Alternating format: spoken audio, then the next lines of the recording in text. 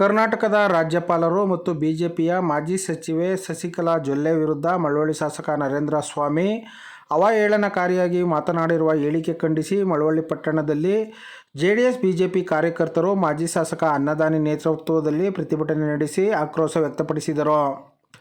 ಮಳವಳ್ಳಿ ತಾಲೂಕು ಪಂಚಾಯಿತಿ ಕಚೇರಿಯಿಂದ ಅನಂತರಾಮ ವೃತ್ತದವರೆಗೆ ಪ್ರತಿಭಟನಾ ಜಾಥಾ ನಡೆಸಿ ಹೆದ್ದಾರಿ ತಡೆದು ಮಾನವ ಸರಪಳಿ ರಚಿಸಿ ನರೇಂದ್ರ ಸ್ವಾಮಿ ವಿರುದ್ಧ ಆಕ್ರೋಶ ವ್ಯಕ್ತಪಡಿಸಿದರು.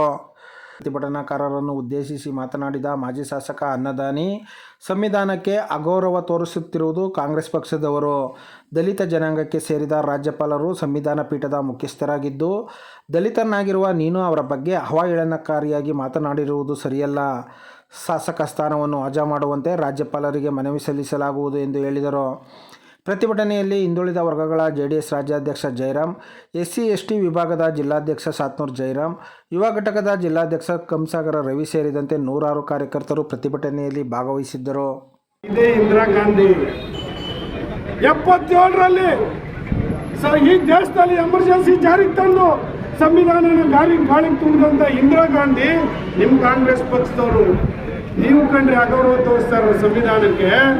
ಸಂವಿಧಾನ ಪೀಠ ರಾಜ್ಯಪಾಲರು ವ್ಯಕ್ತಿ, ಒಬ್ಬ ದಲಿತ ಸಮಾಜದಿಂದ ಬಂದಿರತಕ್ಕಂಥ ವ್ಯಕ್ತಿ. ನೀನೊಬ್ಬ ದಲಿತನಾಗಿದ್ಯಾ, ನೀನೊಬ್ಬ ಅಸ್ಪೃಶ್ಯ ಸಮಾಜದಿಂದ ಬಂದಿದ್ಯಾ, ನೀನೊಬ್ಬ ಪರಿಶಿಷ್ಟ ಜಾತಿ ಸಮಾಜ, ಅದೇನೋ ದಲಿತ ಅಂದ್ರೆ ಚುಚ್ಚದಂತ ಅದಕ್ಕೆ ತಕ್ಕಲ್ಲ. ಅಯ್ಯಯ್ಯಯ್ಯ, ಯಾಕಪ್ಪ ದಲಿತ ಅಂತ ಕಟ್ಟಿರೋರು ಇವ್ರು ಕಟ್ಟಿದಾರ? ಸರ್ಕಾರದವ್ರು ಕರೀತಾ ಇದಾರ ನಿಮ್ಮನ್ನ? ನಾವು ಕಟ್ಕೊಂಡಿರೋದು ದಲಿತ ಅನ್ನೋ ಪದ ಗೊತ್ತಾ? ಶೋಷಣೆಗೆ ಒಳಗಾಗಿರ್ತಕ್ಕಂಥವ್ರು, ಅವ್ರು ಯಾವುದೇ ಜಾತಿ ಆಗಿರಲಿ, ಶೋಷಣೆಗೆ ಒಳಗಾಗಿರ್ತಕ್ಕಂಥವ್ರನ್ನ ದಲಿತರು ಅಂತ ಕರೀತಾರೆ. ಆ ದಲಿತ ಪದದ ಅರ್ಥ, ಅದರ ಅರ್ಥವೇ ಗೊತ್ತಿಲ್ಲ ನಿನಗೆ. ಅಯ್ಯೋ ದಲಿತ ಅಂತ ಕರೆದ್ಬಿಟ್ರು ನನಗೆ. ಯಾಕೆ ಈ ನಾಟಕ ಆಡ್ತೀಯಾ ಅಂತ ಪುಣ್ಯಾತ್ಮ ದಲಿತ ಸಮಾಜದಿಂದ ಬಂದಂಥ ಸಂವಿಧಾನದ ಪೀಠದಲ್ಲಿ ಅಲಂಕರಿಸಿರ್ತಕ್ಕಂಥ ರಾಜ್ಯಪಾಲರನ್ನ ಏಕವಚನದಲ್ಲಿ ನೀನು ತಾನು ಅಂತ ಹೇಳಿದ್ಯಾ. ನಿನ್ನೆ ದಿನ SP ಅವ್ರಿಗೆ ಕಂಪ್ಲೇಂಟ್ ಕೊಟ್ಟಿದ್ದೀವಿ.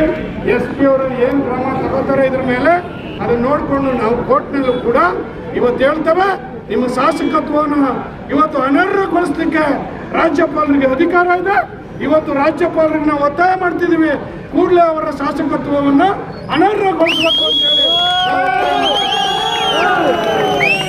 ನಿನ್ನ ಯೋಗ್ಯತೆಗೆ ಮಳವಳ್ಳಿ ತಾಲೂಕಿನಲ್ಲಿ ಕೆರೆ ಕಟ್ಟೆ ಎಲ್ಲ ಒಣಗಿಬಿಡ್ತವೆ.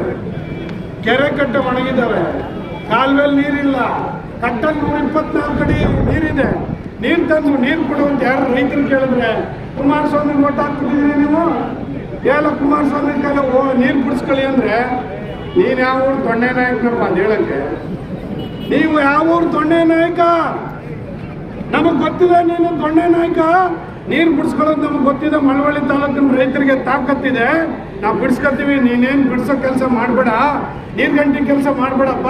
ನಾವೇ ನಮ್ಮ ಜನನೇ ನೀರ್ಗಂಟಿ ಕೆಲಸ ಮಾಡಿ ಇವತ್ತು ಕೆರೆ ಕಟ್ಟೆಗಳನ್ನು ತುಂಬಿಸ್ಕೊಳ್ಳೋ ಶಕ್ತಿ ಇದೆ.